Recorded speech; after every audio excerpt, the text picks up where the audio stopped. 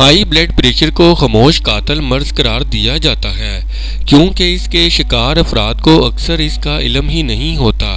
زیادہ تر افراد ایک عام غذائی عادت کے نتیجے میں ہائی بلڈ پریشر کے مریض بن جاتے ہیں اور یہ غلطی ہے کھانے میں زیادہ نمک کو شامل کرنا۔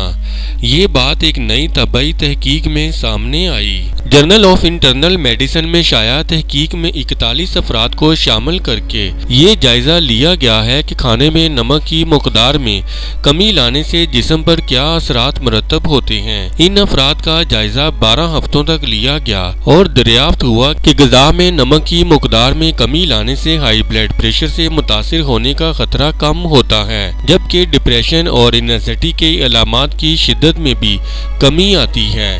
جرمنی کی لوڈنگ میکسیملین یونیورسٹی کی اس تحقیق میں بتایا گیا ہے کہ غذا میں نمک کی مقدار میں متعدل کمی لانا لوگوں کے لیے آسانی سے ممکن ہے۔ اس سے قبل مارچ 2023 میں عالمی ادارہ صحت کی ایک رپورٹ میں بتایا گیا تھا کہ نمک کی زیادہ مقدار کے استعمال سے دنیا بھر میں ہر سال لاکھوں اموات ہوتی ہیں۔ رپورٹ میں بتایا گیا ہے کہ نمک جسم کے لیے ایک اہم غذائی جزو ہے، مگر اس کا زیادہ استعمال ہائی بلڈ پریشر کا شکار بنا کر امراض قلب، فالج، ہارٹ اٹیک اور قبل از وقت موت کا خطرہ بڑھاتا ہے۔